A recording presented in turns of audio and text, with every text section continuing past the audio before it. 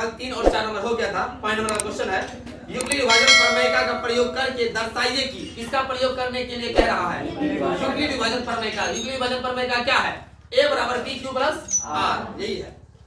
Euclid विभाजन प्रमेय का प्रयोग करके दर्शाइए कि किसी भी धनात्मक पूर्णांक का घन 9m प्लस 1 या 9m प्लस 8 के रूप का होता है। किसी भी धनात्मक पूर्णांक का घन, ध्यान दो, क्या नंबर का? 5 नंबर का। माना कि ए कोई धनात्मक पूर्णांक है। क्या है? पूर्णांक है। तथा, अब थोड़ा सा ध्यान दो, तथा b बराबर, आप खट से बोलोगे 9, है ना? अब ध्यान दीजिए, आप इससे पहले b का मान क्या लेते? इससे जस्ट पहले 3, उससे जस्ट पहले b का मान लेते 6।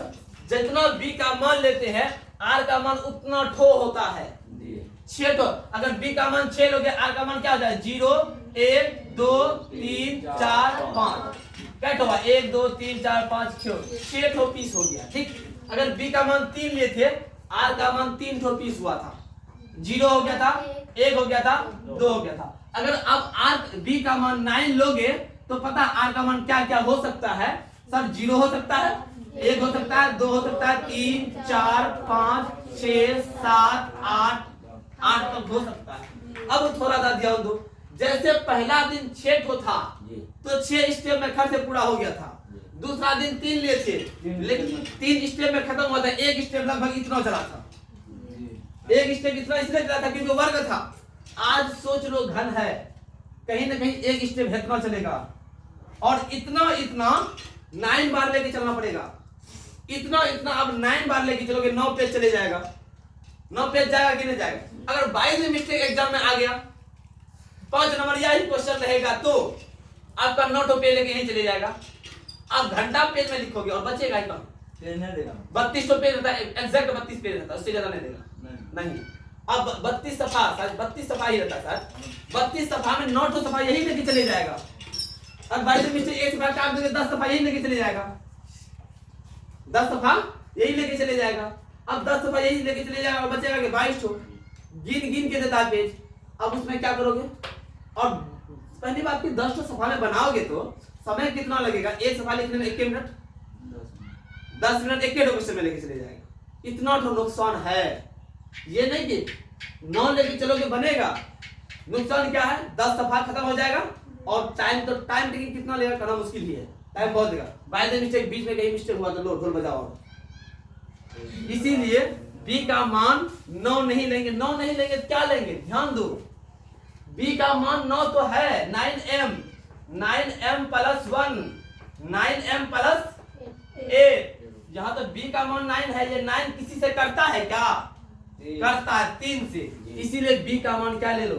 जिससे कटेगा ले सकते हैं। जैसे अगर मान लेते 8m रहता तब इसका मतलब 2 ले सकते थे क्या? बिल्कुल ले सकते थे। यहाँ 9 है तब आप 3 ले सकते हो। 9 लेके बनाओगे ना, आपका सही बनेगा, गलत नहीं बनेगा। नुकसान क्या है? एग्जाम में आ जाएगा तो टाइम ज्यादा लेगा, कॉपी बर्बाद ज्यादा होगा एग्जाम में। यहाँ तो कितनी कॉपी बर्बाद हो बाबा के होटल छीनी, वहाँ बाबा होटल में फिक्स है, तो वहाँ कॉपी बर्बाद होगा और टाइम बर्बाद होगा, 2 चीज बर्बाद होगा। इसीलिए यहाँ b का मान क्या लेंगे? 3 लेंगे। माना कि a कोई धनात्मक पूर्णांक संख्या है तथा b बराबर 3। r के लिए संभावित मान क्या हो सकता है?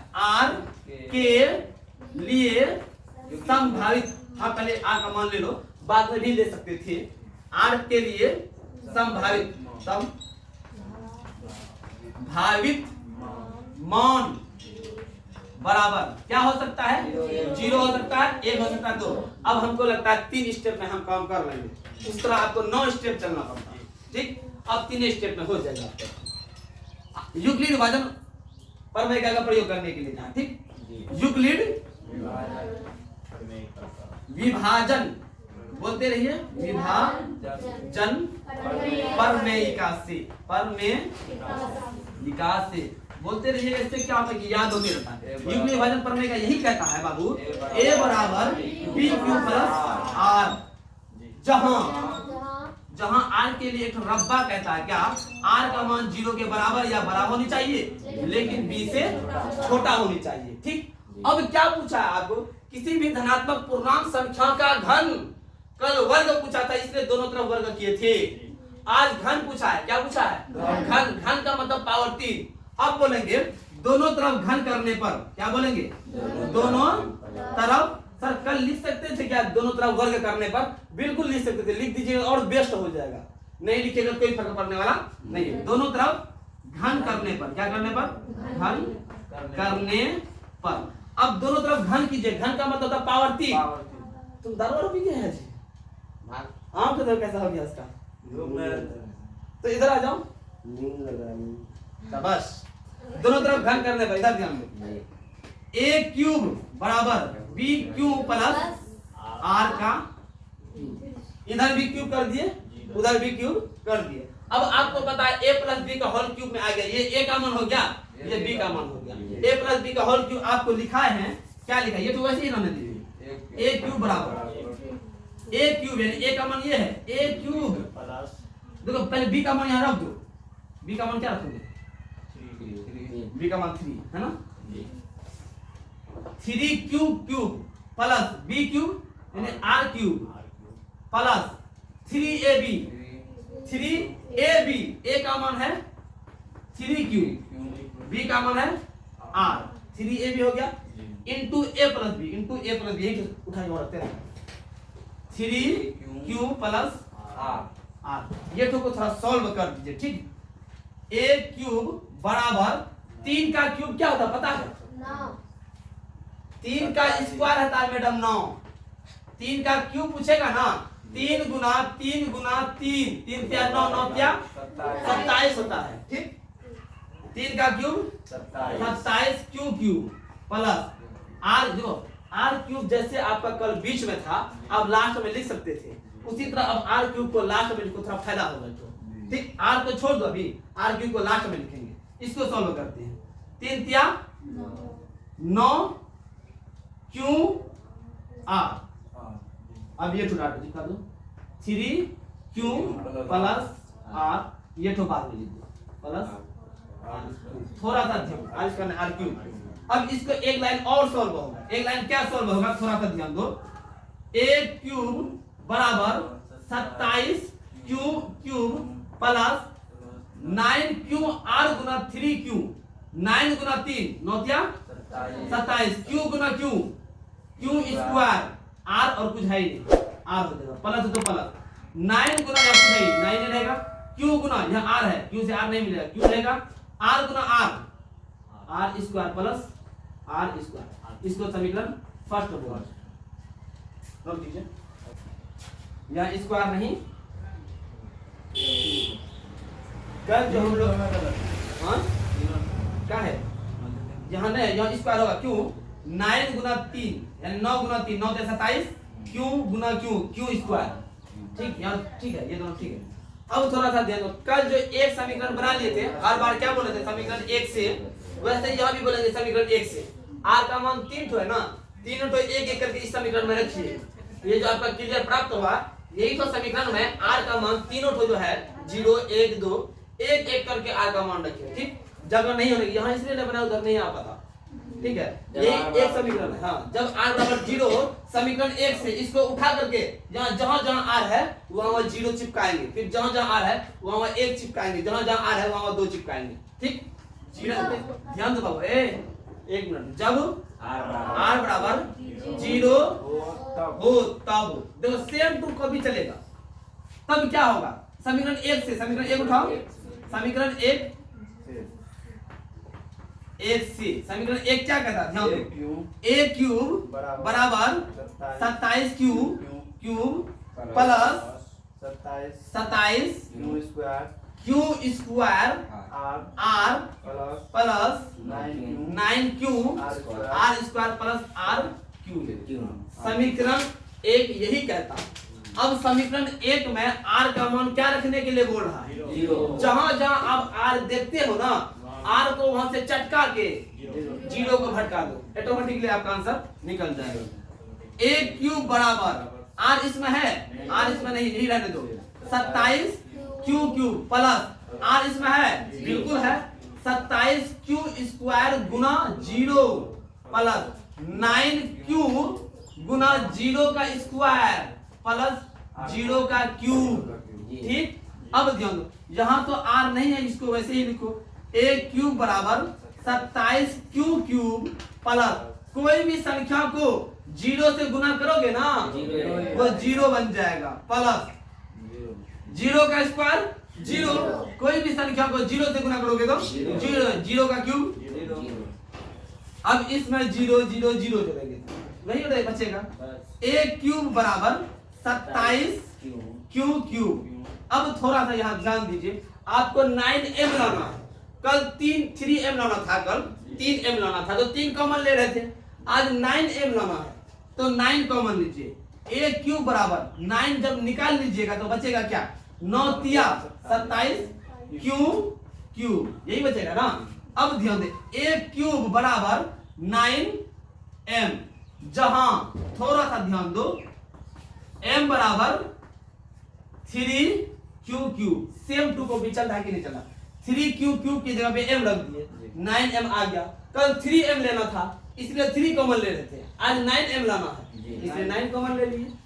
ठीक, अब ध्यान दो क्या किए, समीकरण क्या बोले, जब r बराबर 0 हो तब समीकरण 1 को उठा लिए, समीकरण 1 हर बार उठाएंगे, जब बोलेंगे r बराबर 1 हो फिर भी समीकरण 1 उठाएंगे, जब बोलेंगे r बराबर 2 हो फिर भी समीकरण 1 उठाएंगे। समीकरण 1 उठाए क्या है समीकरण 1, ए क्यूब बराबर 27 Q cube plus 27 Q square r plus 9 q r square plus r cube. ठीक, अब ए क्यूब है तो ए क्यूब, इसमें आर है ही नहीं तो सेम टू को भी लिखे, इसमें आर है तो इतना तो सेम लिखे 27 क्यू स्क्वायर, आर है तो गुना आर का मान 0 प्लस 9 क्यू आर स्क्वायर है तो यानी 0 का स्क्वायर प्लस आर क्यूब है तो 0 का क्यूब। अब थोड़ा सा ध्यान दो, ए क्यूब बराबर 27 क्यू क्यूब प्लस कोई भी संख्या को 0 से गुना करने पर वो 0 बन जाता है, प्लस कोई भी संख्या को 0 से गुना करने पर 0 बन जाता है, प्लस 0 का क्यूब 0। कोई भी संख्या में कितना भी 0 जोड़ दीजिए, 1 करोड़ 0 जोड़ दीजिए वही रहेगा। तो ए क्यूब बराबर 27 क्यू क्यूब, आपको लाना था 9m, इसी तरह 9 को हम वहां से निकाले, 9 को जब निकाल लिए तब 3 क्यू क्यूब बच जाएगा, 3 क्यू क्यूब बच जाएगा, 9 तिया 27 क्यू क्यूब। इसके जगह पे हम m रख दिए, इसलिए बोले m बराबर 3 क्यू क्यूब, m के जगह पे 3 क्यू क्यूब नोट कीजिए। इसको समीकरण 2 बोलेंगे, हाँ इसको स्टेप 1 भी बोलेंगे, स्टेप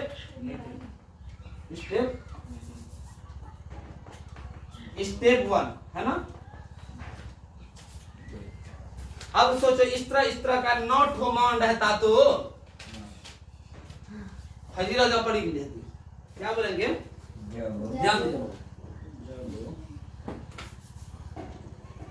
जब r बराबर 1 हो तब ध्यान दीजिए थोड़ा सा, क्या बोलेंगे समीकरण 1 से, समीकरण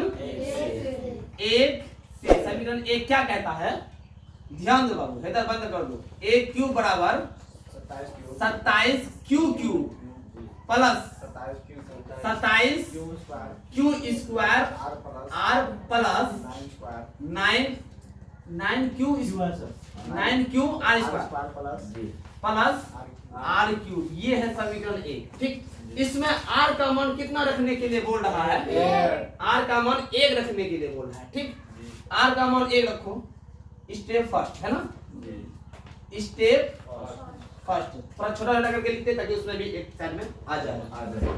तो ए क्यूब बराबर, ध्यान दीजिए आर का मान हो गया सर, हाँ सेकंड, आर का मान क्या रखने के लिए बोल रहा है, ए क्यूब बराबर 27 Q cube plus 27 Q square गुना आर का मान 1 प्लस 9 क्यू गुना 1 का स्क्वायर प्लस 1 क्यूब है ना, 1 के पावर 3 भी बोल सकते हैं।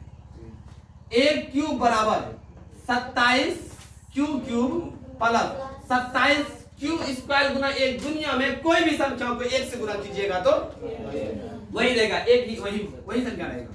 27 क्यू स्क्वायर प्लस एक का स्क्वायर एक ही रहेगा, तो 9 क्यूब गुना 1 9 क्यूब ही रहेगा, प्लस एक का क्यूब यानी एक का क्यूब मतलब एक गुना एक गुना एक, एक गुना एक एक, एक गुना एक एक।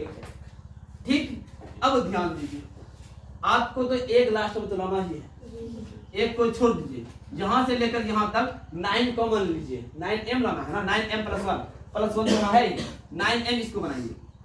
एक क्यूब बराबर 9 जब कॉमन ले लीजिएगा 9 तिया 27 प्लस 9 तिया 27 क्यू इसका प्लस 9 ले लीजिएगा, बचेगा सिर्फ क्यू ही बचेगा, एक क्यू एक लिखा नहीं जाता, प्लस एक। ठीक, एक क्यू बराबर 9 इतना को बना दीजिए m प्लस 1, बोलिए जहां m बराबर तब पाठ हो जाके अब्बा पे उतार दो 3 Q plus 3 Q square plus Q, ये हो गया। ठीक, अब इसको समीकरण थर्ड बोल दो।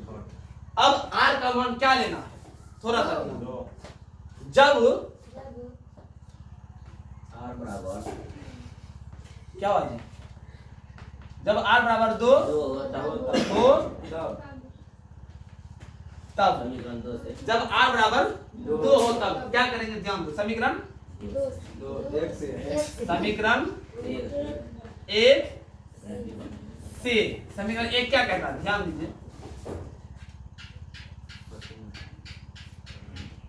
समीकरण 1 क्या कहता है, एक क्यूब बराबर 27 q plus 27 Q square r plus 9 q r square plus r cube, है ना। अब थोड़ा ध्यान दें, r के जगह पे क्या रखना है, 2 रखना है, तो स्टेप थर्ड, एक क्यूब बराबर 27 क्यू प्लस 27 क्यू स्क्वायर गुना 2 प्लस 9 क्यू गुना 2 का स्क्वायर प्लस 2 का क्यूब। ठीक, एक क्यूब बराबर 27 क्यूब प्लस 27 क्यूब, ध्यान दो बाबू, 27 क्यू स्क्वायर 27 गुना 2 54, बहुत अच्छी बात है, क्यू स्क्वायर प्लस 2 का स्क्वायर 4 9 चौक 36 क्यू प्लस 2 का क्यूब 12, 2 गुना 2 गुना 2 8 हो जाएगा। ठीक, एक क्यूब बराबर, अब थोड़ा आपको लास्ट में 8 लाना है, बिल्कुल 8 है भी, उसको छोड़ दीजिए, यहां से यहां तक कॉमन लीजिएगा, 9 जब कॉमन ले लीजिएगा, एक क्यूब बराबर 9 कॉमन ले लिए, बचा क्या, 9 तिया क्यू प्लस न छा के क्यू स्क्वायर प्लस 9 चौक क्यू प्लस 8। ठीक, एक क्यूब बराबर 9m प्लस 8, जहां m बराबर ये 3 Q plus 6 square plus 4 Q, ये n का मान होगी, समीकरण 4। क्या बोलेंगे, अतः समीकरण किससे किससे, समीकरण 2 3 और 4 से स्पष्ट है कि किसी भी धनात्मक पूर्णांक का वर्ग किसी भी किसी भी धनात्मक का घन पूर्णांक का घन 9m प्लस 1 या 9m प्लस 8 के रूप का होता है, रूप का होता है। ध्यान दीजिए बाबू, थोड़ा सा आप r का मान 0 पहले रख चुके थे, इसमें r का मान 1 रखे हैं, यहाँ पे r का मान 2 रखे हैं, b और d, ठीक 2 रखे। जब r बराबर 1 हो तब क्या होने वाला है, समीकरण 1 को उठा लिए आप, समीकरण 1 क्या था, उठा के यहाँ से बैठाए, ए क्यूब बराबर 27 Q cube plus 27 Q square r plus 9 q r square plus r cube. ठीक, अब ध्यान दें आर का मान क्या रखने के लिए बोल रहा है, एक। जहां जहां आर है आर को हटा करके एक को बैठाएंगे। ठीक, 27 Q cube plus 27 Q square गुना 1, आर का मान 1 रख दिए। अब 9 क्यू लिख दिए, आर है तो आर का मान 1, स्क्वायर है तो स्क्वायर लगा दिए, प्लस आर क्यूब है तो 1 का क्यूब। ठीक, 27 क्यू क्यूब प्लस दुनिया में कोई भी संख्या को 1 से गुना कीजिएगा तो वही रहेगा, प्लस दुनिया में कोई भी संख्या को 1 से गुना कीजिएगा वही रहेगा, प्लस 1 का क्यूब 1 क्यूब होता है। अब लास्ट में आपको 1 लाना ही है। अब ये पूरा में से अब क्या लिए, 9 कॉमन लिए। जब 9 कॉमन ले लिए, 9 क्या 27, 9 क्या 27, 9 9 यहाँ कुछ नहीं, 9 एकम 9, तो 9 इसको बना दिए m, 9m प्लस 1, इतना को बोले m बराबर 3q cube plus 3q square plus q, ये तो q है, 9 मत समझिएगा। ठीक, यहाँ लिखते हैं। अब बोले क्या, जब r बराबर 2 तब समीकरण 1 से समीकरण 1 देख देख के उतार लिया, अपने मन से थोड़ी उतार रहे हैं सब चीज। तो 27 q q plus 27 Q square r plus 9 q r square plus r Q.